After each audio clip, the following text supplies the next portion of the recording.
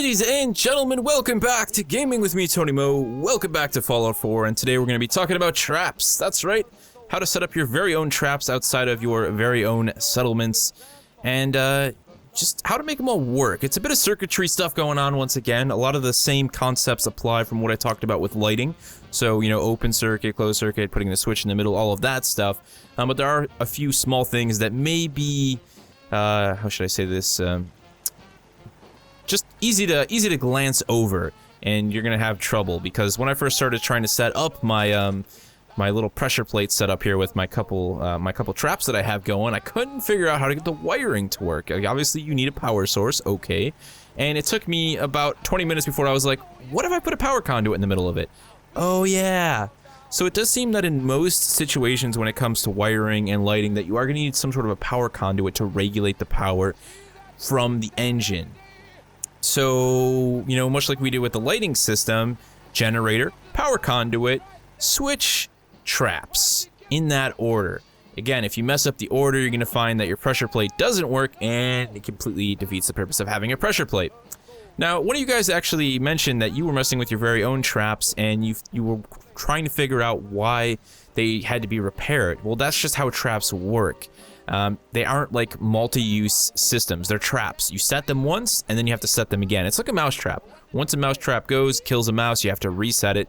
It's the same thing with the flamethrower and the radiation here. Once you make your raiders all extra irradiated crispy chicken, which is our specialty here at Sanctuary Hill. You know, if you'd like to purchase some own, that'll be 1,000 caps per pound. I mean, it's hard to come by these days. You know how difficult it is to get raiders in an irradiated room and then hit them with the flamethrower? Not an easy task. They're very resilient to that.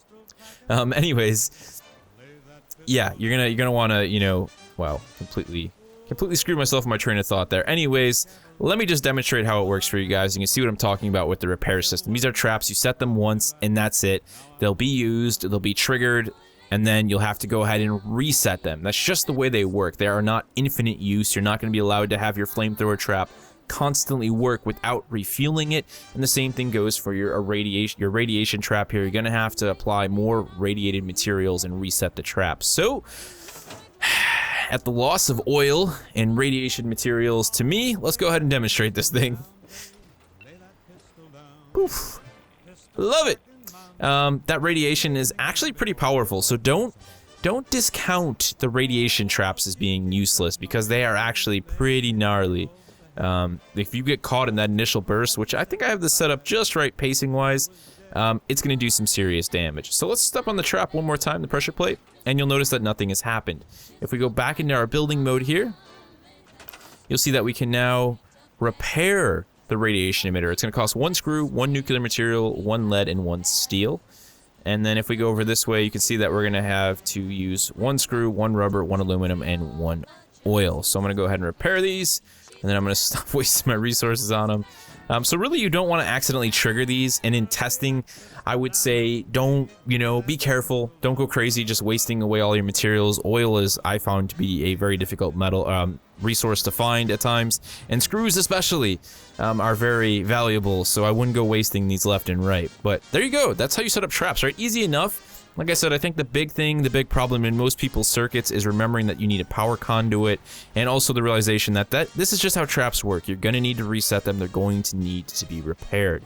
I think we'll be all right in this situation. I mean, we've got 2 machine gun turrets, a flamethrower, radiation, and a guard tower that is usually armed by someone. So I think Sanctuary Hills is going to be all right. I can't actually say that we've ever had anyone attack this location. I did want to talk a little bit too. Some of you guys were asking me about, you know, how do the raiders attack when they attack? Now, in the case of Sanctuary Hills, I do believe that because this is sort of a, you know, it's like a castle with a moat, except instead of sharks and crocodiles, we have irradiated water. The bandits seem to come over the bridge. I believe that is the way it's going to work. So this is, you know, this is our choke point. We're okay to defend here. However, a lot of those smaller settlements, like the small farming settlements, the co-op, there's like a, you know, they're in the middle of nowhere. They don't really have choke points. They can be attacked from all directions, and they will be, because I've been at some of them during raider defense situations. So you're going to want to make defenses appropriate to that. And I feel that traps in that situation are really no good. I would spend more of my resources on building turrets. One of the farms I has a second story that you can go up on, and I put a heavy machine gun turret on the top of it.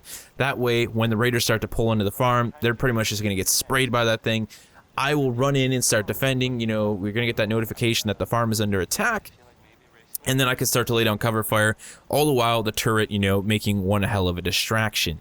So that's my setup for a lot of the smaller settlements.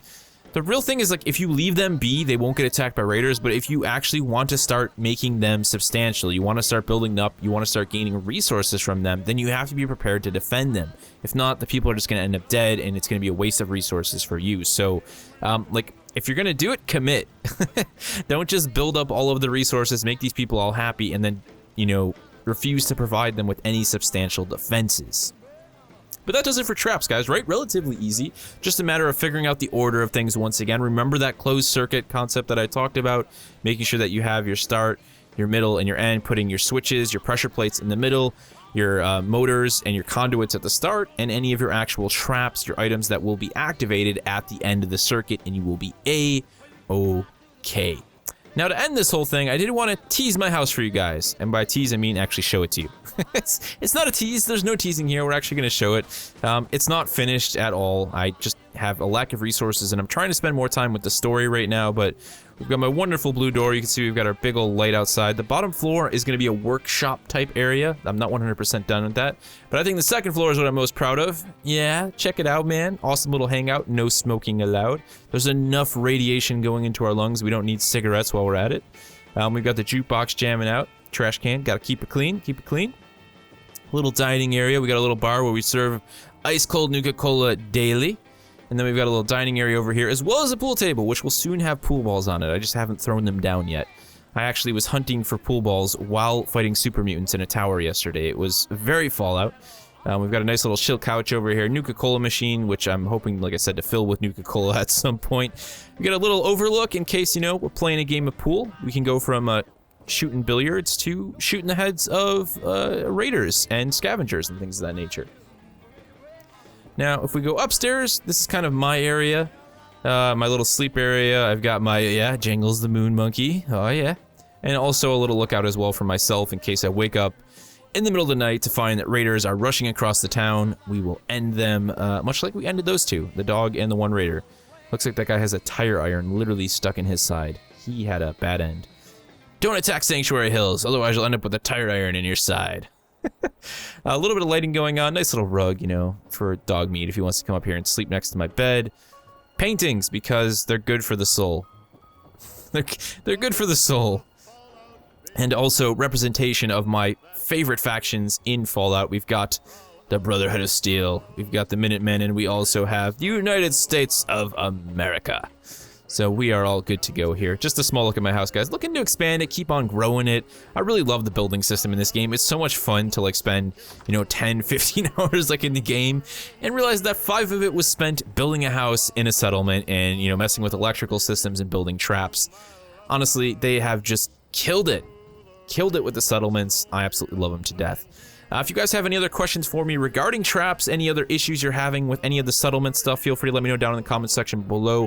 I will see what I can do about making a guide for it in the future, or simply answer your question down there. And let me know your housing plans. How are they going? Have you built anything substantial yet? You know, you have a sort of floor plan laid out. You're going to be doing an open concept in your dining area. Let me know how it's going down in the comment section below, and I will very much see you in the next one.